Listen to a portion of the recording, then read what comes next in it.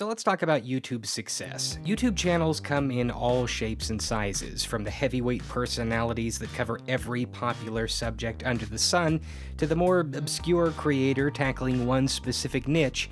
And it seems like everybody and their uncle these days wants to try their hand at online video, but in such a flooded ecosystem full of talent, is it possible to establish yourself as a full-time creator without making major sacrifices? I recently crossed 500,000 subscribers. A lot of people starting from nothing would love to reach that milestone. I get emails from people asking me every day what I did to reach this point, and the truth is, there is no magic bullet. It might surprise you to learn that I started my channel in 2007. I've been on the platform for over a decade, since almost the very beginning of the site. But take a look at this chart. This is the lifetime activity of my channel. You'll notice nothing really starts happening until just 2 years ago. It took me about 9 years of nobody watching before I finally found an audience. I never got a shout out from a bigger YouTuber. I never had a news article about a video I made. It was extremely hard to get the ball rolling, but now that it is, I want to use the good fortune that I've experienced to help jumpstart others. Back in January, I went looking for cool channels with less than 1,000 subscribers to introduce my audience to. It was wildly successful. Each of the channels that I featured got several thousand new subscribers. Some of them took their moment and went on to great success, and I've really wanted to make this a recurring thing on my channel. So, recently I went back to Twitter and asked for new recommendations, and after weeding out several hundred submissions of boring Fortnite channels, I found some unique creators that might be worth checking out. Before I get to the list, let me explain some of the factors I looked at to determine who to feature. As I said before, the vast majority of recommendations I received were from kids trying to get a shout out for their gaming channels.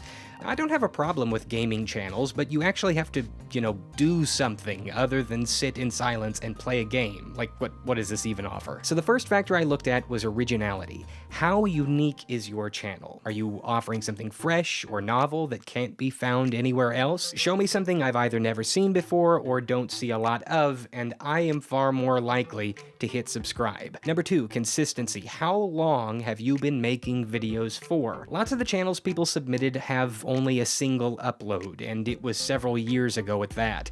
I want to promote creators that are actually creating. Show me a backlog of stuff you regularly make, and I am far more likely to subscribe because I know that you'll be dedicated to keeping your channel around. And number 3, quality. Does your stuff entertain? Does your stuff inform? I'm not asking for like AAA production value, but can I tell what's going on? Can I hear you? Show me that you actually put time and effort into your video, into the idea, and into the execution. These 3 things will grow your channel. I looked at these 3 factors to make my list because, well, these are the 3 factors that most everyone looks at when deciding whether or not they're going to hit subscribe. So, without further ado, here are 5 more cool channels with less than 1,000 subscribers. At the conclusion of this video, please check the description for the links to all of them. Watch their stuff. If you like what you see, give them a sub, and who knows, you might just be getting in on the ground floor with the next great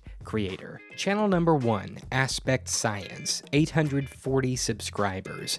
I've got a soft spot in my heart for video essays, but lately the genre has become really ridiculously saturated. Most video essay channels sound exactly alike, cover the exact same topics, and are all seemingly structured the exact same way.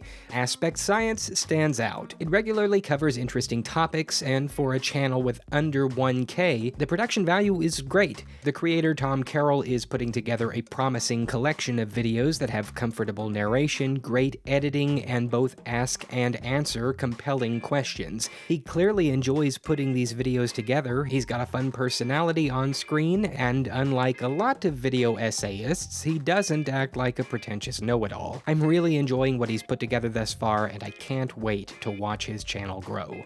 Number 2, I Know Dino, 911 subscribers. Hey, are you Ross from Friends? Great! I Know Dinosaur is a big dinosaur website and podcast, and boy oh boy do they have that consistency thing down. For over 200 episodes, the creators Garrett and Sabrina have been producing paleontological, is that a word? They've been making dino stuff for quite some time. Monolophosaurus, Gasosaurus, Dracoraptors, Appalachiosauruses, wait, what?